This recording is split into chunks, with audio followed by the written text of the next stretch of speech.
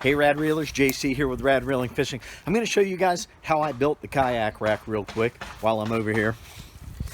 Alright, so if you saw the picture on YouTube that I put up, this is what things look like here. There's a side shot of the kayak rack.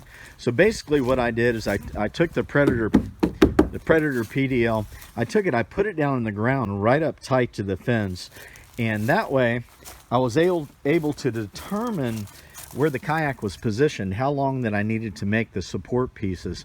Once I determined that, I made 4 of them.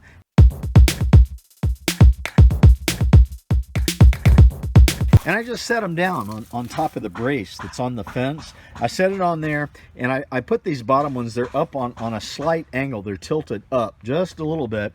And so I went ahead and I screwed the first one back here in the back.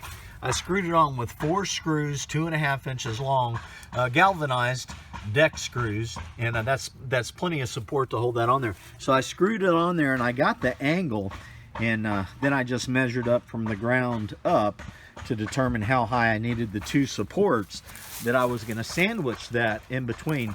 So I'm going to guess, I mean here, you know, I probably made those about 13 inches high. So I did the identical thing on this side and on that side.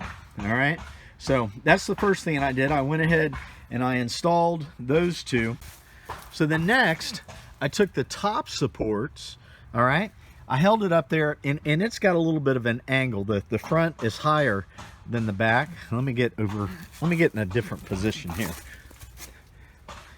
All right, so then with the top supports, the front is a little bit higher than the back. So basically all I did is I pre-drilled 4 holes back here so I could screw it to the post.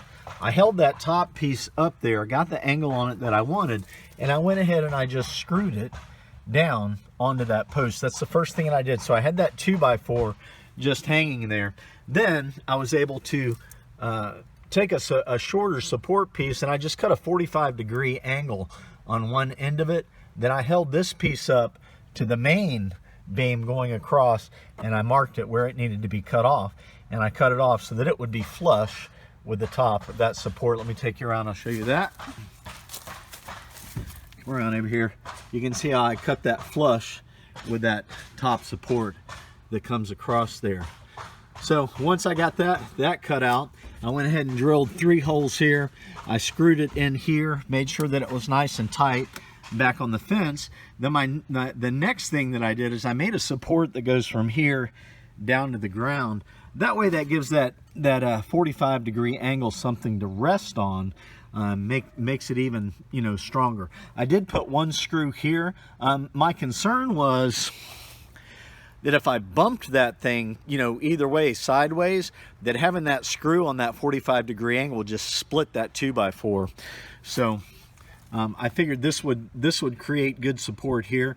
So I just put 1 screw there, and yeah, this support that goes down to the ground there. Yep. So that's what she looks like right there from the side and down there. And of course these fence pieces here, you know, from post to post are like 8 feet wide. So my Predator is 13.6 and my Autopilot 120 is 10'6".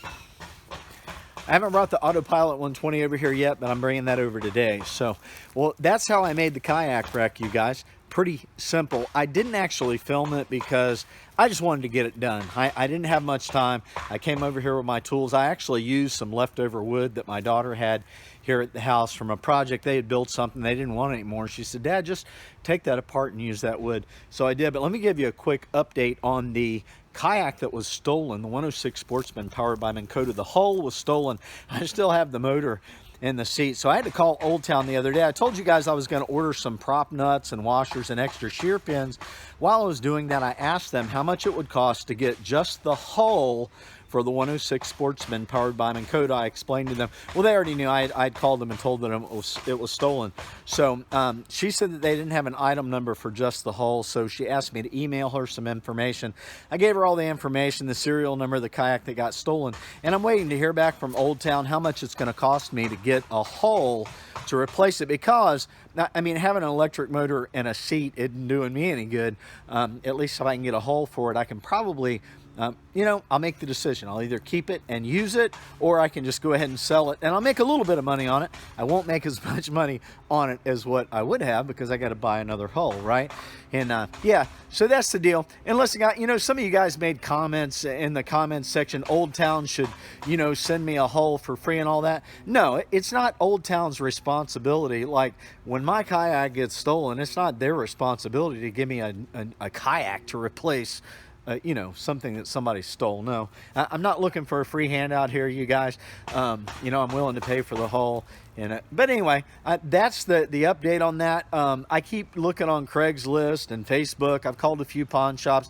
I've got other people keeping an eye out, you know, to see if we can find this kayak that was stolen. Obviously, the police have all the reports, and they're doing whatever it is that they do or don't do in regards to that. But yeah, no good news on the stolen kayak.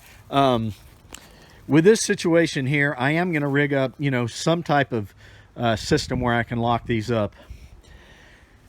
I saw something online the other day where the guy was saying, you know, that cables and locks, they keep honest people honest. But you know what? Dishonest people, I mean, at the storage facility where they stole my kayak, right, there were surveillance cameras. It was behind a locked gate, an 8-foot high fence with barbed wire on top of it, you know. They smashed the barbed wire down, hopped over the fence, and then the kayak was locked in place with a cable through the scupper hole in a big lock. You know, they busted the lock off somehow. They left the cable, hauled the kayak over the fence. You know, I was talking with Fishing with Alex the other day.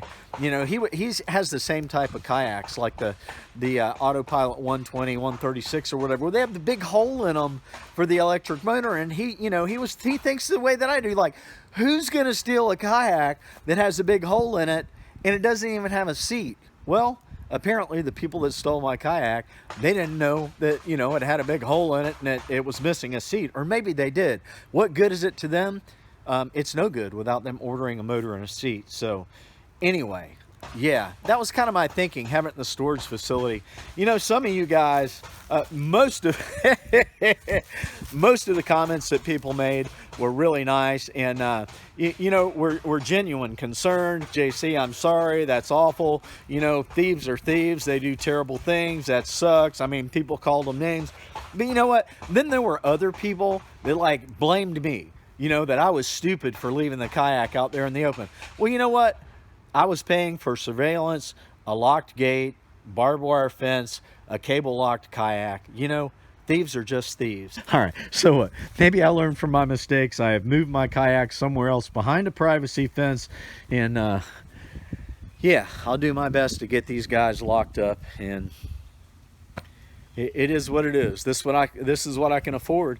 I mean, until I can afford something that is, you know, behind doors and locked up and everything like that. So anyway, you guys, what the heck else do I have to say? Hopefully I'll get out there and make some fishing videos soon. So thanks for watching this. I hope you guys learned something about building a fast, cheap DIY kayak rack on your privacy fence. And get out there and go fishing, man. Life is fun. Live it. See ya.